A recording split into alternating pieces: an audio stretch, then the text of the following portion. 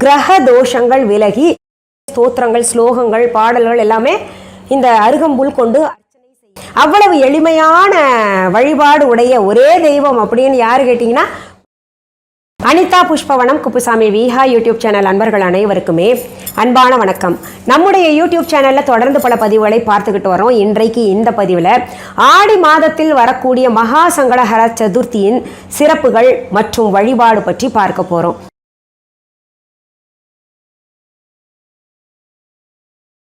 அதற்கு முன்பாக இன்றைக்கு பிறந்த நாள் மற்றும் திருமண நாள் காண இருக்கின்ற அனைவருக்குமே என்னுடைய வாழ்த்துகள். உங்களுடைய வாழ்க்கையில் நீங்கள் அனைத்து நலங்களும் வளங்களும் கிடைக்கப்பெற்று நீடூழி வாழணும்னு நான் இறைவன் கிட்ட பிரார்த்திக்கிறேன். இந்த காணொளியை காண்கின்ற அனைவருக்குமே இந்த நாள் இனிய நாளாக அமையட்டும். பொதுவாகவே மாதந்தோறும் வருகின்ற சங்கடஹர சதுர்த்தி வழிபாடே கோடி நன்மைகளை தரும். அதிலும் ஆடி மாதத்தில் வரக்கூடிய மகா சங்கடஹர சதுர்த்தியை நம்ம வழிபட்டோம்னா ஏகப்பட்ட நன்மைகள் நமக்கு கிடைக்கும். கோடிக்கும் மேலான நன்மைகள் நமக்கு கிடைக்கும். மாதந்தோறும் வருகின்ற சங்கடஹர சதுர்த்தியை சாதாரணமாக நம்ம சொல்லுவோம், இன்னைக்கு சங்கடஹர சதுர்த்திப்பா, பிள்ளையாருக்கு வழிபாடு செய்யணும், விரதம் மேற்கொள்ளணும் அப்படின்னு சொல்லுவோம். ஆனால் ஒரு சில மாதங்களில் வரக்கூடிய சங்கடஹர சதுர்த்திக்கு தான் மகா சங்கடஹர சதுர்த்தி அப்படின்னு சொல்லுவாங்க. மகான்னாலே பெருசு அப்படின்னு தானே அர்த்தம். அதனால இந்த ஆடி மாதத்தில் வரக்கூடிய மகா சங்கடஹர சதுர்த்தியின் போது நாம் விரதம் மேற்கொள்ள முடிந்தால் மேற்கொண்டு வழிபாடு செய்தோம்னா நமக்கு வாழ்க்கையில் இருக்கக்கூடிய இன்னல்கள் எல்லாம் விலகி, குறிப்பாக சொல்லணும்னா கிரக தோஷங்கள் விலகி வாழ்க்கையில் வளமாக இருப்போம். வழக்கம் போல் ஒரு வழிபாடு மேற்கொள்ளணும், பூஜை செய்யணும்னா நம்ம சொல்கிறதெல்லாம் என்ன, வாசலில் கோலம் போட்டுக்கணும், தலை குளிச்சுக்கணும், மாவிலை தோரணம் கட்டிக்கணும், வீட்டை உள்புறமாகவும் வெளிப்புறமாகவும் சுத்தமாக வச்சுக்கணும், பூஜை அறையை சுத்தப்படுத்திக்கணும், எல்லா தெய்வங்களுக்கும் நல்ல மணமான மலர்களை சாற்ற வேண்டும், மலர்கள் இல்லைன்னா மணமான பொருள்கள் பூசி மனமுடையதாக ஆக்கிக்கொள்ள வேண்டும். எந்த தெய்வத்தை வழிபாடு செய்கிறோமோ அந்த தெய்வத்தை நம்ம மனை மீது அமர்த்தி சிறப்பு வழிபாடு செய்ய வேண்டும் அப்படின்றது இருக்கு இல்லையா. அது போல ஒரு மனை வச்சு வெள்ளை துணியை விரிச்சுக்கணும், அந்த மனைக்கு மேலே பிள்ளையாரை ஸ்தாபனம் பண்ணணும், நம்ம அமர்த்தி வைக்கணும். பிடிச்சு வச்சா பிள்ளையார் அப்படின்னு சொல்லுவாங்க. அது அரிசி மாலை பிடிச்சு வச்சாலும் பிள்ளையார், களிமண்ணில் பிடிச்சு வச்சாலும் பிள்ளையார், மஞ்சளில் பிடிச்சு வச்சாலும் பிள்ளையார். அவ்வளவு எளிமையான வழிபாடு உடைய ஒரே தெய்வம் அப்படின்னு யார் கேட்டிங்கன்னா பிள்ளையாரை நம்ம சொல்லலாம். அப்படி மஞ்சளில் பிள்ளையாரை பிடிச்சி வச்சாலும் பரவாயில்ல, இல்லை பிள்ளையார் விக்கிரகம் இருந்தாலும் பரவாயில்ல, இல்லை எருக்கம் பிள்ளையார் இருந்தாலும் பரவாயில்ல, இல்லை பிள்ளையார் படம் இருந்தாலும் பரவாயில்ல, அது காலையிலேயே நீங்கள் அந்த பிள்ளையாருக்கு ஒரு விளக்கேற்றி அவருக்கு நைவேத்தியங்களாக செய்ய வேண்டியது சித்திரான்னங்கள் செய்யலாம். பால் பாயாசம், பால் மற்றும் அப்பம், முறுக்கு, அவல், பொரி, சுண்டல், கொழுக்கட்டை இதெல்லாம் தானே அவருக்கு ரொம்ப பிடிக்கும். இது செய்ய முடிஞ்சால் செய்யுங்க, இல்லாட்டி இதில் ஏதாவது செய்ய முடிஞ்சால் அதை செஞ்சுக்கோங்க. ஏன்னா விரதம் மேற்கொள்கிறவர்கள் இதை பிள்ளையாருக்கு படைத்து அதை நம்ம பிரசாதமாக பெற்றுக்கொண்டு சாப்பிட போகிறோம். கட்டாயம் இதில் பார்த்திங்கன்னா சித்திரான்னங்கள் சிலர் இடம்பெற செய்வாங்க. ஏன்னா அதைத்தான் விரதம் மேற்கொள்கிறவர்கள் சாப்பிடணுன்றது இருக்கு இல்லையா. ஒரு வேளை சோறு சாப்பிடாம எங்களால் இருக்க முடியல அப்படின்னு நினைக்கிறவங்க சித்திரான்னங்கள் செஞ்சுக்கோங்க. எல்லாத்தையும் செய்யணுன்றது அவசியம் இல்லை. என்ன உங்களால் முடியுதோ அதை செய்து பிள்ளையாருக்கு படைத்து அதை நீங்கள் ஒரு வேளை சாப்பிடணும். மகா சங்கடஹர சதுர்த்தியின் போது கட்டாயம் விரதம் மேற்கொள்ளணுமா அப்படின்னு கேட்டிங்கன்னா விரதம் இருக்க முடிந்தவர்கள் மட்டுமே இருங்க. இதில் பார்த்தீங்கன்னா வயதானவர்கள், நோய்வாய்ப்பட்டவர்கள், குழந்தைகள், கர்ப்பிணி பெண்கள் எல்லாம் இருக்கணுன்றது அவசியம் கிடையாது. அப்படி இல்லைன்னா வழிபாட்டை செய்து நம்ம பிள்ளையாருக்குரிய ஸ்லோகம், ஸ்தோத்திரம், பாடல்கள், விநாயகர் அகவல், விநாயகருக்குரிய மூல மந்திரம், காயத்ரி மந்திரம் இதெல்லாம் சொல்லிக்கிட்டு விநாயகருக்கு அருகம்புல்லால் அர்ச்சனை செய்து கொள்ளலாம். அதனாலும் பலன்கள் நிறையவே கிடைக்கும். இப்போ பார்த்தீங்கன்னா மகா சங்கடஹர சதுர்த்தியின் போது விநாயகரை இல்லை மாதந்தோறும் வருகின்ற சங்கடஹர சதுர்த்தியின் போது வழிபாட்டை ஏன் மேற்கொள்ளணும், அதனால் நமக்கு என்ன நன்மைகள் கிடைக்கும் அப்படின்னு கேட்டிங்கன்னா ஏகப்பட்ட நன்மைகள் இருக்குது. பொதுவாகவே இறைவனை வணங்கும் போது என்ன நன்மைகள் கிடைக்கும் அப்படின்னு நினச்சி வணங்கக்கூடாது. ஆனால் கூட நம்ம எந்த மாதிரி வழிபாட்டை மேற்கொள்ளணும் அப்படின்ற ஒரு ஐயப்பாடு இருக்கும் இல்லையா.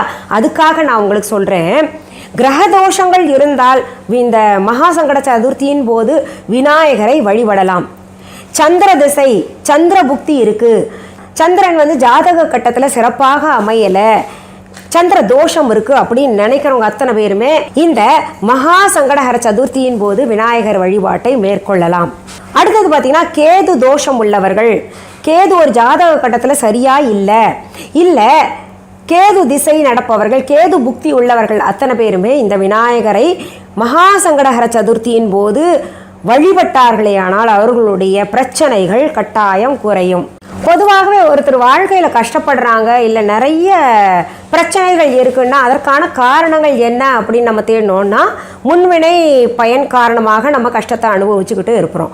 இல்லைன்னா ஜாதக கட்டங்களில் கிரகங்கள் சரியில்லாமல் இருக்கும். இப்படி ஏதோ ஒரு காரணங்களால் நம்ம அவஸ்தைப்பட்டுக்கிட்டு இருக்கும்போது நம்ம இறை வழிபாட்டை மேற்கொண்டோமே ஆனால் அந்த பிரச்சனைகள் எல்லாம் அது இருக்கும், ஆனால் அதனுடைய வீரியம் குறையும். அதாவது ரொம்ப வர வேண்டிய பிரச்சனை கொஞ்சம் பிரச்சனையிலேயே போயிடும்.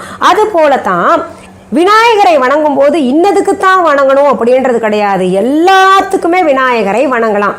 எந்த ஒரு விஷயத்துக்கா இருந்தாலும் நம்ம விநாயகரைத்தானே முதல்ல வணங்குறோம். அவருடைய உடலில் தான் இந்த உலகமே அடங்கி இருக்கு, அவருடைய தொப்பையில தான் உலகமே அடங்கி இருக்கு. அப்போ அந்த உலகத்தில் இயங்கிக் கொண்டிருக்கின்ற மக்கள் அனைவருக்கும் நேரக்கூடிய பிரச்சனைகளை எல்லாம் அவர் தீர்த்து வைப்பார்.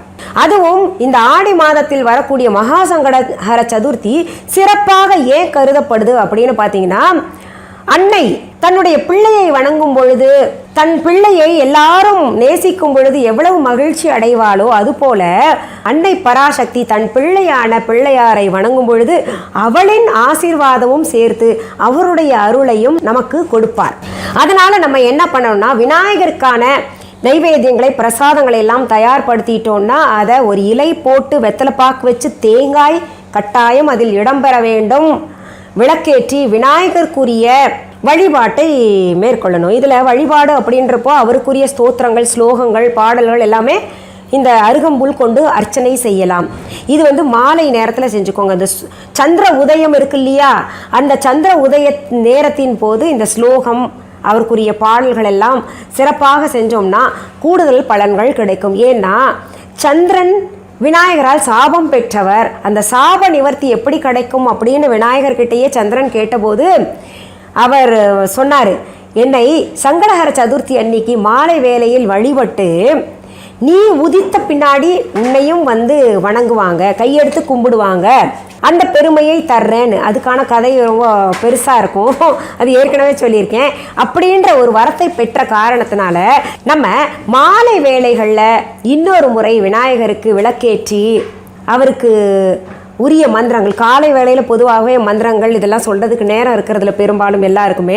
அதனால் என்ன பண்ணுங்கள், காலை நேரத்தில் நைவேத்தியம் படைச்சி விளக்கேற்றி தேங்காய் உடைச்சி பூஜை பண்ணிக்கோங்க. மாலை வேளையில் நம்ம அவருக்கான மந்திரங்கள் எல்லாம் சொல்லி மீண்டும் விளக்கேற்றி வழிபாடு செய்து தூப தீபங்கள் எல்லாம் காமிச்ச பின்னாடி நம்ம போய் சந்திரனையும் பார்த்து நமஸ்காரம் பண்ணிக்கிட்டு நம்ம வழிபாட்டை முடித்து கொள்ளலாம். சரிங்க, நாங்கள் விரதம் இருக்கிறோங்க, எந்த நேரத்தில் விரதத்தை விடணும் அப்படின்னு கேட்டிங்கன்னா, அன்றைக்கு இரவு அல்லது மறுநாள் காலையில் நீங்கள் விநாயகருக்குரிய விரதத்தை மேற்கொண்டீர்களே ஆனால் அந்த விரதத்தை நீங்கள் 4 பேருக்கு சாப்பாடு கொடுத்துட்டு, முக்கியமாக பார்த்தீங்கன்னா பசியால் வாடிக்கொண்டிருப்பவர்கள் யாருக்காவது ஒருத்தருக்கு சாப்பாடு கொடுத்துக்கிட்டு விரதத்தை துறக்கலாம். இதில் நீங்கள் பிள்ளையாரை பிடிச்சி வச்சுருந்தீங்க மஞ்சள்னா அதை நீங்கள் குளிக்கும்போது தேய்ச்சி குளிச்சுக்கோங்க, இல்லைன்னா விசர்ஜனம் பண்ணிக்கலாம். வழக்கம் போல் என்ன ஆற்றங்கரையில் இல்லாட்டி ஓடுற நீரில் போடுறது தான், இல்லை நம்ம அந்த பிள்ளையாரை செடியில் போடுறது, இந்த மாதிரிலாம் பார்த்துக்கோங்க. இது மட்டும் கிடையாதுங்க, எந்த பொருள் பூஜை பொருளாக இருந்தாலும் நீங்கள் அருகம்புல் இருந்ததுன்னா அதை காய வச்சு பொடி செஞ்சு சாப்பிட்லாம், இல்லைன்னா அதை கொண்டு போய் நீங்கள் மரத்தடியில் மண்ணில் போட்டு வச்சுக்கலாம். சரி, இப்போ இந்த ஆடி மாதத்தில் வரக்கூடிய மகா சங்கடஹர சதுர்த்தி தேதி என்ன அப்படின்னு பார்க்கறதுக்கு முன்னாடி நம்ம ஒரு முக்கியமான செய்தியை சொல்ல போகிறோம். அது என்னன்னு இப்போ பார்க்கலாம். நம்ம வீஹா கடையை பற்றி ஒரு முக்கியமான செய்தியை சொல்கிறேன். வருகின்ற 13, 14, 15 அதாவது ஆகஸ்ட் மாதம் 2022 ஆண்டு 13, 14, 15 13, 14, 15 அன்னைக்கு மகாபலிபுரத்துல கைட் ஃபெஸ்டிவல் நடக்குது. அந்த தேதிகள்ல நம்முடைய வீஹா ஷாப், வீஹா ஸ்டோர், அங்க கடைகள் போடப்பட்டிருக்கும் நிறைய. அதுல எங்களுடைய வீஹா ஸ்டோரும் இருக்கும். அங்கே வரக்கூடியவர்கள் வீஹா ஸ்டோர் எங்க இருக்குன்னு பார்த்துட்டு எங்களுடைய பொருள்களை வாங்கிக்கலாம். அனைத்து பொருள்களுமே கிடைக்கும். உங்களுக்கு எது போன்ற பொருள்கள் தேவை அப்படின்றத கஸ்டமர் கேர்ல கூப்பிட்டும் சொல்லலாம். நாங்க முன்னாடியே பேக் பண்ணி வச்சிருப்போம், வந்து வாங்கிட்டு போயிடலாம். இந்த கைட் ஃபெஸ்டிவலை மிஸ் பண்ணாதீங்க. உலகத்துல இருக்கக்கூடிய அனைத்து நாடுகளுமே வந்து இந்த கைட் ஃபெஸ்டிவல்ல விதவிதமான பட்டங்கள் விட இருக்கிறாங்க. பட்டங்கள் அப்படின்னு சொல்றதை காட்டிலும் ரொம்ப நல்லா இருக்கும் அது படங்கள், நீங்க பார்த்து தெரிஞ்சுக்கோங்க. 2022 ஆண்டிற்கான பதிவு இது. வருகின்ற 15ஆம் தேதி ஆகஸ்ட் 15 அன்னைக்கு மகா சங்கடஹர சதுர்த்தி வருது. எல்லாருமே விநாயகரை வழிபட்டு துன்பங்களிலிருந்து விலக வேண்டும் மற்றும் கிரக தோஷங்களிலிருந்து விலக வேண்டும்னு நான் வேண்டிக்கிறேன். இப்போ நம்ம விஹா ஆன்லைன் பற்றி பார்க்கலாம். விஹா ஆன்லைன் என்பது எங்களுடைய ஆன்லைன் ஷாப். இது வரைக்கும் யாராவது Viha online shopping app download பண்ணலைன்னா உடனே தம்ப்நெயிலில் கொடுக்கப்பட்டிருக்கின்ற விஹா ஆன்லைன் என்கின்ற ஸ்பெல்லிங் பார்த்துட்டு ப்ளே ஸ்டோர் ஆப் ஸ்டோர் போயிட்டு டெக்ஸ்ட் பண்ணுங்கள், டவுன்லோட் பண்ணிக்கோங்க. அப்படியும் புரியலன்னா டிஸ்கிரிப்ஷன் பாக்ஸ் ஓப்பன் பண்ணுங்கள், அதில் விஹா ஆன்லைன் ஷாப்பிங் ஆப்கான லிங்க்ஸ் தேவைப்பட்டிருக்கு, அதை டவுன்லோட் செய்து வச்சுக்கோங்க. இது தவிர viha.online என்கின்ற இ-காமர்ஸ் வெப்சைட்டும் நாங்கள் நடத்திக்கிட்டு வர்றோம். புதுசாக பார்க்குறவங்களுக்காக தான் இந்த செய்தியெல்லாம் சொல்கிறேன். எங்களுடைய பொருள்களை நேரில் பார்த்து வாங்கணும் அப்படின்னு நினைக்கிறவங்க சென்னை ராஜா அண்ணாமலைபுரத்தில் இருக்கக்கூடிய எங்களுடைய விஹா கடைக்கு வாங்க. அதற்கான ஃபோன் நம்பர், அட்ரஸ் இந்த டிஸ்கிரிப்ஷன் பாக்ஸ் ஓப்பன் பண்ணிங்கன்னா அதுலேயும் கிடைக்கும். viha.online என்கின்ற எங்களுடைய இ-காமர்ஸ் வெப்சைட் மற்றும் விஹா ஆன்லைன் ஷாப்பிங் ஆப்லேயும் இருக்கும், பார்த்து தெரிஞ்சுக்கோங்க. இது தவிர கூகுள் மேப்ஸில் விஹா ஷாப் சென்னை அப்படின்னு டெக்ஸ்ட் பண்ணிங்கன்னா அந்த கூகுள் மேப் அழகாக உங்களை எல்லாம் கைட் பண்ணி எங்களுடைய கடைக்கு கொண்டு வந்து சேர்த்து விட்டுடும். இதில் இன்னும் சில முக்கியமான தகவல்கள் நான் சொல்கிறேன். எங்களுடைய விஹா கடைக்கு கிளைகள், அதாவது பிரான்ச்சஸ் எங்கேயுமே கிடையாது. உங்கள் ஊரில் அல்லது உங்கள் நாட்டில் என்னுடைய பெயர், புகைப்படம், வீடியோவை பயன்படுத்தி யாராவது இது அவங்க கடை தாங்க, இல்லை அவங்க கடையிலேருந்து பொருள்கள் வாங்கிட்டு வந்து எங்கள் கடையில் விற்பனைக்கு கொடுத்துக்கிட்டு இருக்கோம் அப்படின்னு சொன்னாங்கன்னா அது முற்றிலும் தவறான செய்தி. அதற்கும் எங்களுக்கும் தொடர்பு கிடையாது. இன்னும் சில செய்திகள் சொல்கிறேன். எங்களுடைய viha.online இ-காமர்ஸ் வெப்சைட் தவிர, எங்களுடைய விஹா ஆன்லைன் ஷாப்பிங் ஆப் தவிர வேறு எந்த இ-காமர்ஸ் வெப்சைட்லேயோ வேறு எந்த ஷாப்பிங் ஆப்லேயும் எங்களுடைய பொருள்கள் விற்பனைக்கு கிடைக்காது. விஹான்னு எங்கேயாவது பார்த்தீங்கன்னா அதற்கும் எங்களுக்கும் தொடர்பு கிடையாது, அது போலியானது. இப்படிப்பட்ட போலிகளை தவிர்ப்பதற்காகத்தான் எங்களுடைய Viha online shopping app download செஞ்சுக்கோங்கன்னு திரும்ப திரும்ப சொல்லிக்கிட்டு இருக்கேன். சரி, இந்த பதிவு முடிக்கிறதுக்கு முன்னாடி இன்னொரு செய்தியும் சொல்லிடுறேன். உங்களுக்கு எது போன்ற பதிவுகள் தேவைன்னு கமெண்ட் பாக்ஸில் கமெண்ட் பண்ணுங்கள், கட்டாயம் படித்து பதிவுகளாக தருவேன்.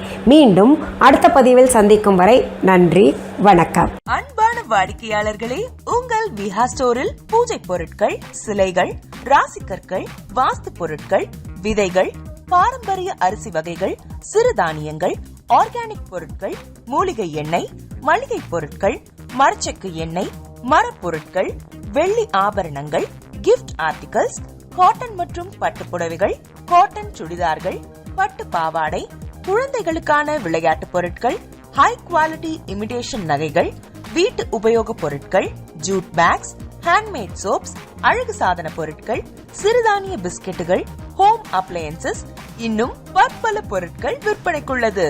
விஹா ப்ராடக்ட்களை நீங்கள் வாங்க விரும்பினால் அது எங்களுடைய viha.online வெப்சைட் மற்றும் சென்னை ராஜா அண்ணாமலைபுரத்தில் உள்ள எங்கள் விஹா ஸ்டோரில் மட்டுமே கிடைக்கும் என்பதை தெரிவித்துக் கொள்கிறோம். வேறு எந்த ஆன்லைன் வெப்சைட்களிலும் விஹா ப்ராடக்ட்கள் விற்பனைக்கு கிடையாது என்பதை நீங்கள் கவனத்தில் கொள்ள வேண்டும். எங்கள் விஹா ஸ்டோரின் விலாசத்தை கண்டறிய கூகுள் மேப்ஸில் விஹா ஸ்டோர் என்று டைப் செய்தால் வழியை கண்டறியலாம். www.viha.online வெப்சைட்டிலும் விஹா ஸ்டோரின் அட்ரஸ் உள்ளது.